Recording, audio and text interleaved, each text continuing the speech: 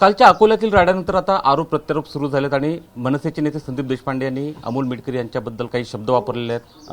अमोल मिटकरीजी तुम्हाला नीच वगैरे अशा पद्धतीने त्यांनी शब्द वापरलेले आहेत, तुमची लायकी वगैरे त्यांनी काढलेली आहे, काय प्रतिक्रिया? आज एकादशीचा दिवस आहे आणि गाथेमध्ये तुकाराम महाराजांचं एक ओवी आहे, विंच वाची नांगी तैसा दुर्जन सर्वांगी। याच्या नसानसात विष भरलेले असलेल्या प्रवृत्तीचा हा देशपांडे आहे। तो माझ्याबद्दल बोलतोय, मला पण त्याच्याबद्दल बोलता येतं, पण त्याची अवकात मला माहीत आहे। त्याच्यामुळे अशा पुटकळ लोकांवर प्रतिक्रिया देऊन मला वेळ वाया घालवायचा नाही। मी बोलेल तर त्याच्या मालकासोबत बोलेल, त्याच्यासोबत नाही बोलणार। तुमच्यावर परत हल्ला केला जाईल, महाराष्ट्र तुम्हाला पाय ठेवू देणार नाही, अशा पद्धतीचे काही प्रतिक्रिया ज्या ते मनसेच्या विविध नेत्यांकडून आलेल्या आहेत। त्यांच्या बापाचा महाराष्ट्र नाही ना, या महाराष्ट्रामध्ये कायदा आणि सुव्यवस्था नावाचे काही प्रकार आहे की नाही? त्यांच्या बापाचा महाराष्ट्र असेल तर त्यांनी पाय ठेवू देऊ नका मला। आणि मोगलाई लागली का? अबे मी इथेच आहे, तुमच्यासारख्या बावडाटांच्या धमकीला घाबरणारा नाही। माझा नियोजित कार्यक्रम मी याच्याकरता आजचा रद्द केला आहे, कारण आज त्यांच्याच एका पक्षाच्या कार्यकर्त्याचा दुर्दैवी मृत्यू झाला, जिल्ह्यावर शोककळा आहे आणि ते मला शोभणारं नव्हतं माझ्या विचारधारेला, म्हणून मी तो पोस्टपोन केला आहे। जिथं असतील तिथं यावं, इथं यावं। जर लयच खुन्नस असेल त्यांना माझ्याबद्दल, चूक काय सांगा ना। त्यांचा नेता ज्यावेळेस अजितदादांवर बोलतो त्याच्यावर मी प्रतिक्रिया दिली तर यांच्या बुलाला का आग लागली? मी एकटं सुपारी बाददार नाही म्हटलं, बरं मी त्याच्या मालकाचं त्या देशपांड्याचं नाव पण नाही घेतलं, नाव आदित्य ठाकरेंनी घेतलं। आदित्य ठाकरे ज्या पक्षाचे आहेत त्यांच्या पक्षाच्या एका प्रवक्ता महिलेने घेतलं सुपारीबाद। तुमची का नाही हिंमत झाली त्यांना बोलायला? आता काहीतरी कोणीतरी उठटन भुंगतं, मी त्याला असायला किंमत नाही देत। आमदार साहेब, या प्रकरणाचे जे मुख्य सूत्रधार समजले जातात कर्णबळा दुनबळे, ते मुंबईत पोहोचले आहेत। अकोल्यावरून मुंबईपर्यंतचा प्रवास झाला, त्यांना अटक होऊ शकली नाही। तुम्ही कालही आरोप केला होता की पोलिसांनी यात अक्षम्य दुर्लक्ष केलेलं नाही। माझा आरोप अजूनही कायम आहे। 9 आरोपीवर जर FIR झाला असेल आणि त्यातला मुख्य आरोपी जो चिथावणी देऊन पळाला, तो प्रवास करत नाही आहे, तो पळपुटा होता म्हणून तो पळाला, आणि जर तो पळाला असेल तर पोलिसांनी त्याच्यावर कारवाई करून त्याला अटक केली पाहिजे, पण ते अजून झालं नाही दुर्दैवानं। आणि जर तो चिथावणी देणारा मुंबईत जातोय याचा अर्थ मग काही महाराष्ट्रात कायदा सुव्यवस्था आहे की नाही, हा प्रश्न माझ्यासारख्याला पडतो। काल जे कार्यकर्ते फरार झाले ते पोलिसांना भेटून झाल्याचा आरोप तुम्ही केला होता, नेमका कोणता अधिकारी आहे, कोणाला भेटून ते गेले होते? LCBच्या काही अधिकाऱ्यांना, म्हणजे गुन्हे शाखेच्या काही आरोपी भेटून गेल्याची मला बातमी कळली आणि त्यात वास्तव होतं। मी सांगितलं होतं की अमरावती रोडनं यातले काही आरोपी पळालेले आहेत, आणि शेवटी इथला जो मुख्य आरोपी आहे साबळे नावाचा, त्याला मूर्तिजापूरमधून अटक केली। आणखी एक अटक झाली, आता एक पथक रवाना झालं आहे अकोटला अटक करायला।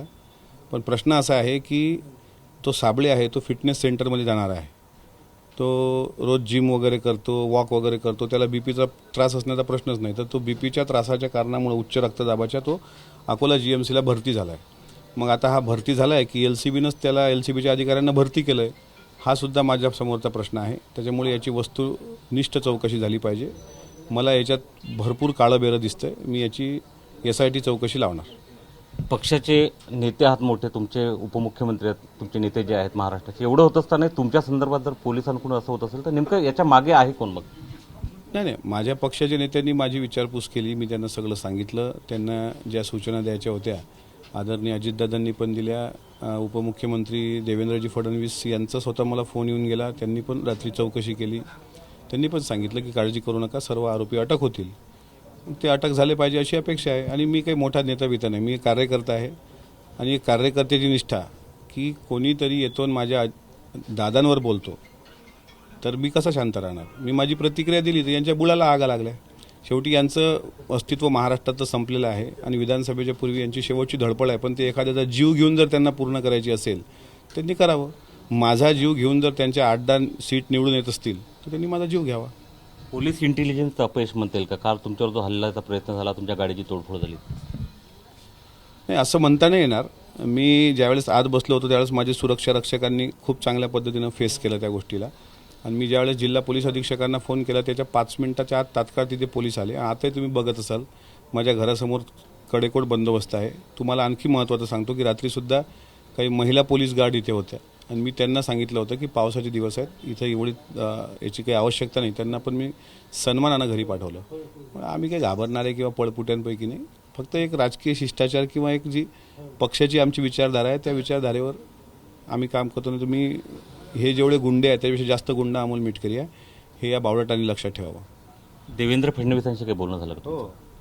देवेंद्रजींचा स्वतः फोन आला होता, म्हणजे त्यांच्या पक्षाचे एक पदाधिकारी बसलेले असताना त्यांना सांगितलं की साहेब अशी अशी घटना घडली, आरोपी अजून मोकाट आहेत, आरोपीला अटक झाली पाहिजे आणि कायदा सुव्यवस्थेचा प्रश्न निर्माण होणार नाही याची काळजी घेतली गेली पाहिजे. त्यांनी सांगितलं की काही हरकत नाही. एक शेवटचा प्रश्न विचारतो. तुमचा मोर्चा आहे आता, तुम्ही आजपर्यंत अल्टिमेटम दिला पोलिसांना, पूर्ण आरोपींना आज संध्याकाळपर्यंत अटक नाही झाली तर पुढची भूमिका काय असेल? ती भूमिका आमचा सर्व पक्ष ठरवेल. पक्षाच्या जिल्हाध्यक्षाच्या नेतृत्वात आज 11-11:30 वाजता मोर्चा ठरला होता, पण ज्या एका कार्यकर्त्याचा दुर्दैवी मृत्यू झाला त्याच्या निधनामुळं ते थोडंसं 2 वाजताचं पुढं ढकललं तो प्रोग्राम. आणि माझा आज श्रद्धासागरला वारकरी संप्रदायाच्या महासन्मान मेळाव्याचा कार्यक्रम होता एकादशी निमित्तानं, अजितदादाच्या वाढदिवसाचा समारोप, तो सुद्धा मी जिल्ह्यावर सध्या शोककळा असल्यामुळे तो पुढे ढकलला. त्याच्यामुळे जर आरोपी अटक झाले नाहीत तर पुढची दिशा सर्व मिळून एकत्र येऊन ठरवू काहीतरी संविधानिक पद्धतीने. आम्ही काही या टपऱ्या लोकांसारखी गुंडागर्दी करणारी माणसं नाही आहेत. संविधानिक पद्धतीने आम्ही धरणे आंदोलन देऊ, आम्ही अन्नत्याग आंदोलन करू, उपोषण, काय संविधानिक मार्ग आहेत ना आपल्याला. यांच्यासारखे आमचे काही हात काही खिचत ठेवलेले नाहीत. हे 2 हल्ले करू शकतात तर आम्ही थेट हल्ला करू शकतो, पण नाही करायचं आम्हाला तसं. कायदा सुव्यवस्था विस्कळीत होईल असं कुठलंही कृत्य राष्ट्रवादी काँग्रेस पक्षाकडून घडणार नाही. पण याचा अर्थ कोणी जर अंगावर येत असेल तर शांतसुद्धा आम्ही बसून राहणारे नाही. पोलिसांनी सर्व हल्लेखोरांना अटक केली नाही तर पुढचं आंदोलन जे आहे ते संविधानिक मार्गाने असेल असं आमदार अमोल मिटकर यांनी स्पष्ट केलं आहे. कॅमेरामन अमोल देशमुखसह उमेश सलोणे, एबीपी माझा, अकोला. एबीपी माझा, उघडा डोळे बघा नीट.